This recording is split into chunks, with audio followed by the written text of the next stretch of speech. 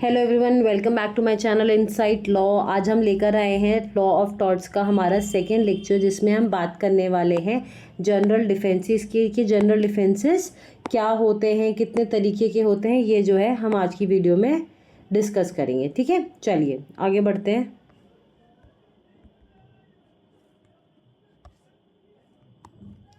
ठीक है, सबसे पहले देखेंगे जनरल डिफेंसेस होते क्या हैं। अब देखिए, किसी इंसान ने आपके ऊपर कोई केस फाइल करा है जहाँ पे उसने कहा है कि आपने उसके साथ XYZ एक्ट करी है, कमिट। ठीक है, अब कोई बात कह के तो आप भी अपना बचाव करेंगे। हो सकता है कि वो व्यक्ति झूठ बोल रहा हो और आपने कोई एक्ट कमिट ही ना करी हो। तो जनरल डिफेंसेस वो एक ऐसे डिफेंसेस हैं जिसमें कि आप जो है अपनी लाइबिलिटी से बच सकते हैं। ठीक है, चलिए अब हम देखेंगे कि जनरल डिफेंसेस कितने तरीके के हैं जो टॉर्ट में अवेलेबल कराए गए हैं। That is voluntary not fit injuria, necessity, private defence, inevitable accident, statutory authority, act of act of God and wrong doer is the plaintiff, या फिर plaintiff is the wrong doer. ठीक है, चलिए one by one इनको detail में देखते हैं। अब हम सबसे पहले हम देखेंगे voluntary not fit injuria. Basically जब एक आदमी को पता है कि मैं जहाँ जा रहा हूँ या जो मैं काम करने वाला हूँ वो उसमें मुझे चोट लग सकती है, मुझे नुकसान पहुँच सकता है, बट उसके बावजूद वो क्या करता है, उस चीज़ को करने की कंसेंट देता है। अब आपको पहले से ही पता है कि वहाँ रिस्क है, आपने वहाँ जाने के लिए भी आप मान गए, आपने कंसेंट दे दिया, उसके बाद आप ये चीज़ कह रहे हो, ठीक है, कि भाई मेरे साथ तो गलत हो गया, अब मेरा नुकसान हो गया, मुझे पैसे दो, मुझे भरपाई करो। नहीं, आपको पहले से पता था कि वहाँ नुकसान हो सकता है, आपको चोट लग सकती है, उसके बावजूद आप वहाँ पर गए थे, तो फिर आप वहाँ जो है कोई भी कंपनसेशन क्लेम नहीं कर सकते। सपोज करिए आप कोई क्रिकेट मैच देखने जाते हो, तो वहाँ पे देयर इज़ अ पॉसिबिलिटी कि जब बैट्समैन 6 हिट करेगा तो वो आके स्टैंड्स में आपको बॉल लग सकती है, और बॉल लगने की वजह से हो सकता है भाई आपको स्टिचेस वगैरह आ जाए और आपको चोट लग जाए। तो इसका मतलब ये तो है नहीं कि हम क्रिकेट बोर्ड से या फिर हम जो बैट्समैन है उससे या बॉलर से हम पैसे रिकवर कर सकते हैं। नहीं, आपको पता था आप मैच देखने जा रहे हैं, वहाँ पे आपको चोट लग सकती है, इरिस्पेक्टिव ऑफ दैट फैक्ट आप जो है गए थे, तो वहाँ पर आप कोई कंपनसेशन नहीं ले सकते। यहाँ पर hall versus Brooklyn auto racing club का केस है जिसमें ये कहा गया था। यहाँ पे क्या होता है, हॉल एक आदमी है जो गाड़ियों की रेस होती है, कार्स की रेस होती है, वो रेस देखने गया था। अब जब वहाँ पे जो है जैसे कार ने टर्न करा तो बहुत ज़्यादा स्पीड में होने की वजह से वो कार पलटकर जो है आकर स्टैंड्स में लोगों के ऊपर गिर जाती है, जिसकी वजह से लोग दब जाते हैं गाड़ी के नीचे। भाई गाड़ी बड़ी भारी होती है, आदमी दब गया गाड़ी के नीचे तो नुकसान तो होना है, चोट तो लगनी ही थी।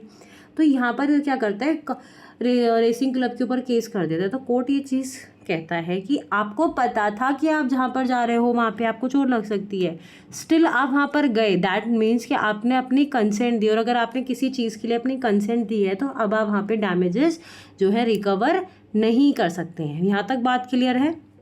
आई होप क्लियर हो रही होगी। मुझे वो ऑनलाइन क्लास लेने की इतनी आदत हो गई है कि मैं साथ के साथ पूछती हूँ कि बात क्लियर है, बच्चे तुरंत कहेंगे कि हाँ मैम, तो आगे बढ़ेंगे।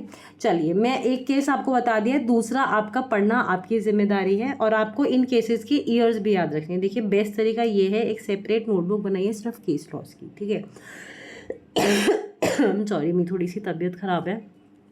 उसमें क्या करिए, आपने एक स्पाइरल की डायरी टाइप बनाकर आप जो सब्जेक्ट पढ़ रहे हैं उसमें सब्जेक्ट की हेडिंग डालिए, जो टॉपिक पढ़ रहे हैं जनरल डिफेंसेस। अब जिससे जो जो केस लॉज निकलते आ रहे हैं आप वो साथ के साथ लिखते जाओ, क्योंकि ये केस लॉ जैसे hall versus Brooklyn auto racing club लिख दिया, और दूसरी तरफ जो है वॉलंटरी नॉट फिट इंजूरी और अदर आपकी जनरल डिफेंसेस लिख दिए, फिर वो आपको एग्जाम में क्या बोलेगा, अब आप इन्हें मैच करो। ठीक है, तो ऐसे लिस्ट बना लेनी है, और ईयर्स याद रखने हैं केसेस के। क्यों? क्योंकि क्या आते हैं क्वेश्चंस, क्रोनोलॉजिकल ऑर्डर पे क्वेश्चंस आते हैं। 4 या 5 केस के नाम दे देगा, बोलेगा इनको क्रोनोलॉजिकल ऑर्डर में आप सेट करो, तो इसके लिए आपको केसेस की ईयर याद रखने बहुत ज़रूरी हैं। चलिए आगे बढ़ते हैं। उसके बाद हम बात करेंगे plaintiff is the wrong doer या फिर wrong doer is the plaintiff. ये अगर एक बात बताओ, आपकी गलती है, आपकी वजह से ही आपको नुकसान हुआ है, तो क्या उस नुकसान के लिए आप किसी और के पास जाके ये बोल सकते हो कि तुम मुझे पैसे का कंपनसेशन दो? नहीं ना, मेरी वजह से, मेरी गलती की वजह से अगर मुझे जो है नुकसान हुआ है तो मैं उसमें किसी और व्यक्ति के ऊपर वो नुकसान के जो है पैसों के लिए बर्डन में नहीं डाल सकती हूँ, मैं किसी और से वो डिमांड नहीं कर सकती हूँ पैसे। ठीक है, चलिए आगे बढ़ेंगे। इनएविटेबल एक्सीडेंट वो केस वो हो जाता है, वो सिनेरियो हो जाता है जहाँ पर आप जितनी ज़्यादा जो है आप reasonable proper care and precaution आप ले सकते थे, आपने वो सब लिए, उसके बावजूद जो है एक व्यक्ति को चोट लग जाती है या कोई एक्सीडेंट अकर हो जाता है जो कि आप कंट्रोल कर ही नहीं सकते थे। आप जितनी कोशिश कर सकते थे बचाव की आपने वो सारी करी, उसके बाद भी जो है एक्सीडेंट हो जाता है, तो इसे हम कहेंगे इनएविटेबल एक्सीडेंट। ठीक है, केसेस नीचे मेंशन्ड है, आपको जो केस नहीं समझ में आएगा you can ask in the comment section, otherwise ये आपको अब तक केसेस समझ में आने लग गए होंगे क्योंकि ये वही केसेस हैं टॉट में जो बार बार रिपीट होते रहते हैं। एक्ट ऑफ गॉड वो नेचुरल इवेंट्स हैं जो कि एक इंसान ये ह्यूमन बीइंग के कंट्रोल में नहीं होते, वो नेचुरल फोर्स है, जैसे अर्थक्वेक आना, सुनामी आना, हैवी रेनफॉल है, क्लाउड बर्स्ट हो जाना, हरिकेन्स आना, ये सब क्या है, ये एक्ट ऑफ गॉड्स है। ठीक है, एक्ट ऑफ गॉड है क्योंकि ये आपकी और मेरे बीइंग अ ह्यूमन बीइंग हमारे कंट्रोल में नहीं है, हमारी साइट में कंट्रोल में नहीं आ सकती हैं चीज़ें। यहाँ पर एक केस जो है बहुत ज़्यादा लैंडमार्क केस है, that is Nichols versus Marsons का केस है।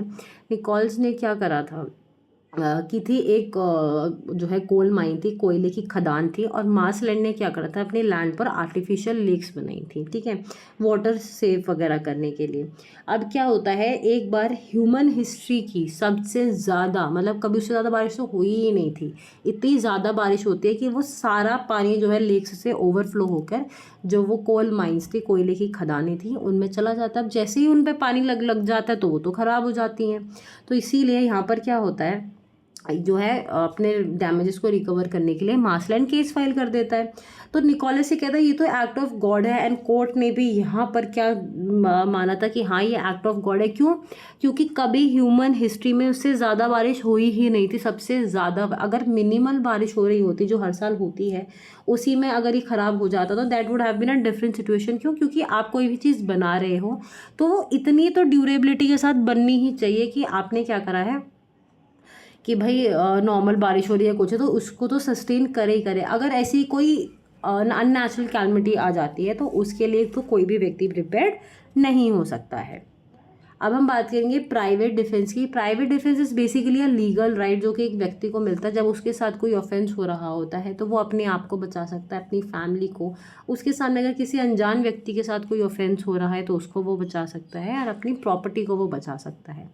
बात का एक का हमेशा ये ध्यान रखना है कि सामने वाला व्यक्ति आपके ऊपर जिस फोर्स से ज़्यादा से अटैक कर रहा है, आपको उसी तरीके की उतनी ही रीजनेबल फोर्स में ही जो है अपना बचाव करना है। एक आदमी आपको थप्पड़ मार रहा है, उसके बदले में आपने उसे गोली मार दी, दैट्स नॉट प्राइवेट डिफेंस। क्यों? वो तो थप्पड़ मार रहा था, थप्पड़ मारने से आपकी डेथ नहीं हो जाती, लेकिन जब आपने उस आदमी पे गोली चला दिया, आपने उसको शूट कर दिया तो उसकी डेथ के चांसेस है। तो हमेशा जो है प्राइवेट डिफेंस, चाहे आप क्रिमिनल लॉज में जाओ, चाहे आप सिविल में पढ़ो या कुछ भी है, तो हमेशा जो फोर्स है ना वो आपकी रीजनेबल फोर्स होनी चाहिए। ठीक है, उसके बाद हम बात करने वाले हैं नेसेसिटी की। आईपीसी में सेक्शन 81 भी था, ये जो है एक्ट ऑफ नेसेसिटी। काफ़ी बार क्या हो जाता है कि बड़े ऑफेंस, बड़े जो है आपदा से या बड़े एक एक्सीडेंट से बचने के लिए हमें क्या करना पड़ता है, छोटा एक्सीडेंट अकर करना पड़ता है। सपोज करो एक शिप है जिसकी जो है ब्रेक्स वगैरह फेल हो गए हैं एंड वो कंट्रोल से बाहर जा रहा है। अब ऑब्वियसली वो किसी चीज़ से टकराएगा तभी जो है वो रुक पाएगा। अब अगर ये बड़ा शिप एक बड़े शिप से टकराएगा तो भाई बहुत ज़्यादा नुकसान हो जाएगा, इसको भी नुकसान होगा, सामने वाले बड़े शिप को भी नुकसान होगा।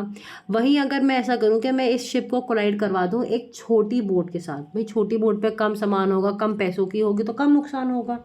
तो इससे क्या हो जाएगा, अब नुकसान तो करना पड़ रहा है ना, करना तो पड़ेगा ही पड़ेगा। तो आदमी कोशिश करता है कि कम से कम नुकसान हो, तो इसे हम कहते हैं नेसेसिटी। जब आपको एक बड़ा हार्म बचाने के लिए एक छोटा हार्म अगर आपको करना पड़े तो वहाँ पर आपको जो है डिफेंस मिल जाता है और आपको उसकी सज़ा नहीं मिलती है। So that is all for private general defences. अगर आप हमारे चैनल पे न्यू हैं तो सब्सक्राइब करना मत भूलिए, वीडियो को लाइक करिए, ठीक है, शेयर करिए। अगर आपको कोई चीज़ समझ में नहीं आई है या और कुछ आपको जानना है तो आप कमेंट सेक्शन में हमसे ज़रूर पूछ सकते हैं। और आपको ये वाली जो पीपीटी है हमारे टेलीग्राम चैनल पे मिल जाएगी। अगर आपने टेलीग्राम चैनल ज्वाइन नहीं करा है तो फिर आपको डिस्क्रिप्शन बॉक्स में वहाँ का लिंक मिल जाएगा, वो आपको डायरेक्टली टेलीग्राम पर डायरेक्ट कर देगा। चलिए, thank you so much for watching the video. Have a nice day.